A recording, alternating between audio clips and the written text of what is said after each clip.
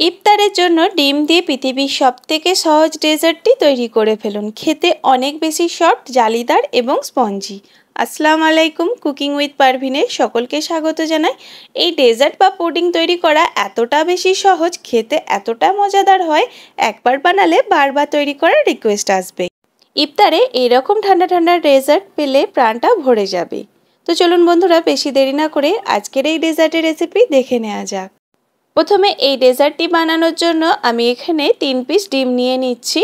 আপনারা যে পরিমাণ ডেজার্টটি বানাবেন সেই অনুযায়ী ডিমটা নেবেন। আমি এখানে 3 পিস ডিম ফাটিয়ে নিয়েছি। এবার এর মধ্যে দিয়ে দিচ্ছি পরিমাণ মতো চিনি। আপনারা যে পরিমাণ মিষ্টি খান সেই অনুযায়ী চিনিটা দেবেন। আমি এখানে হাফ কাপ মতো চিনি দিলাম। এবার এই ডিম আর চিনিটাকে খুব ভালোভাবে ফেটিয়ে নিতে হবে। আমি একটা হ্যান্ড উইক্স দিয়ে খুব ভালোভাবে ডিম আর চিনিটাকে ফেটিয়ে গুলে নেব। ততক্ষণ ফেটাতে হবে যতক্ষণ না চিনিটা গুলে যায়। খুব ভালোভাবে চিনিটাকে গুলে নিতে হবে এই ডিমের সাথে। খুব ভালোভাবে এটাকে ফেটিয়ে নিতে হবে। যখনই এই চিনিটা ডিমের সাথে গুলে যাবে তখনই এই ডিমের টেক্সচারটা একদম আলাদা রকম হয়ে যাবে। দেখুন, এখন ডিমের কালারটা পুরো আলাদা হয়ে গেছে। এখন ডিমটা আমার খুব ভালোভাবে ফেটানো হয়ে গেছে, চিনিটা গলে গেছে। এবার এর মধ্যে দিয়ে দিচ্ছি দুধ। আমি দুধটাকে আগে থেকে জাল করে নিয়ে ঠান্ডা করে নিয়েছি। অবশ্যই ঠান্ডা করে নেবেন, না হলে গরম দুধ দিলে ডিমটার সঙ্গে সঙ্গে জমাট বাঁধতে চালু করে দেবে। তো আমি এখানে যে পরিমাণ ডিমের মিশ্রণটি হয়েছিল সেই অনুযায়ী আমি সমপরিমাণ দুধ দিয়ে দিলাম। দিয়ে এই সমস্ত উপকরণকে আবারও খুব ভালোভাবে মিশিয়ে নিচ্ছি। এখানে আমার দুধ আর ডিমের মিশ্রণটি খুব ভালোভাবে মেশানো হয়ে গেছে। এবার আমি এই মিশ্রণের মধ্যে 1 চামচ ভ্যানিলা এসেন্স দিচ্ছি। এটা ফ্লেভারের জন্য দিচ্ছি। আপনারা যদি এই ফ্লেভারটা পছন্দ না করেন তাহলে দেবেন না, কোনো অসুবিধা নেই। আমি এখানে 1 চামচ ভ্যানিলা এসেন্স দিয়ে আবারও সমস্ত উপকরণ খুব ভালোভাবে মিশিয়ে নিচ্ছি। এই পুডিংটা বানাতে খুব একটা বেশি উপকরণ লাগে না। ডিম, দুধ, চিনি আর একটু ভ্যানিলা এসেন্স হলেই এই পুডিংটা রেডি হয়ে যায়। খুবই ঝটপট তৈরি হয়ে যায়। এখানে সমস্ত উপকরণকে খুব ভালোভাবে মিশিয়ে নিয়েছি।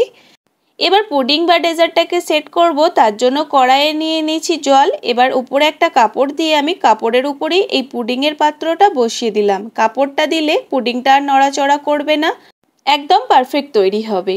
ঢাকনা বন্ধ করে 10 মিনিট হাই ফ্লেমে কুকড হতে দেব, তাহলে পুডিংটা একদম পারফেক্ট রেডি হয়ে যাবে। পুডিংটা এখন 10 মিনিট কুকড করা হয়ে গেছে, একদম পারফেক্টলি সেট হয়েছে।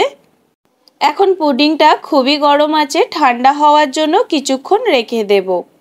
আপনাদের পুডিংটা পারফেক্ট হয়েছে কিনা কিভাবে জানবেন, তার জন্য একটা কাঠি নিয়ে এইভাবে ভিতরটা দেখবেন। যদি কাঠির গায়ে কোনো কিছু লেগে না আসে তাহলে জানবেন পুডিংটা একদম পারফেক্ট তৈরি হয়েছে। আমার এখানে কাঠির গায়ে কোনো কিছু লেগে আসেনি, তাই পুডিংটা পারফেক্টলি তৈরি হয়ে গেছে। এবার আমি এই পুডিংটাকে ডিমোল্ড করব। তার জন্য আমি একটু ধারগুলোকে ছুরি দিয়ে এইভাবে খুঁচিয়ে দিচ্ছি যাতে ডিমোল্ড করতে সুবিধা হয়। চারিদিকটা আমি এইভাবে ছুরি দিয়ে একটু খুঁচিয়ে নিচ্ছি।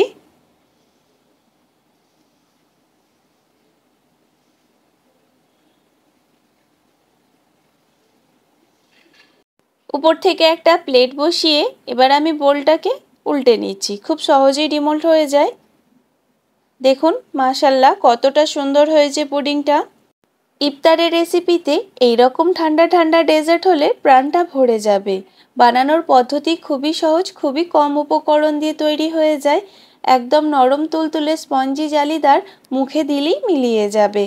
তো বন্ধুরা, আপনাদেরকে এই ডেজার্টটি কেটে দেখাচ্ছি, আপনারা দেখেই বুঝতে পারবেন কতটা স্পঞ্জি। তো বন্ধুরা, আজকের এই রেসিপিটি আপনাদের কেমন লাগলো অবশ্যই কমেন্টে জানাবেন। ভালো লাগলে লাইক করবেন। চ্যানেলে নতুন নতুন রেসিপির ভিডিও পেতে চ্যানেলটিকে সাবস্ক্রাইব করে পাশে থাকবেন। আজ এখানেই শেষ করলাম, আবার হাজির হব নতুন কোনো রেসিপির ভিডিও নিয়ে। আল্লাহ হাফেজ।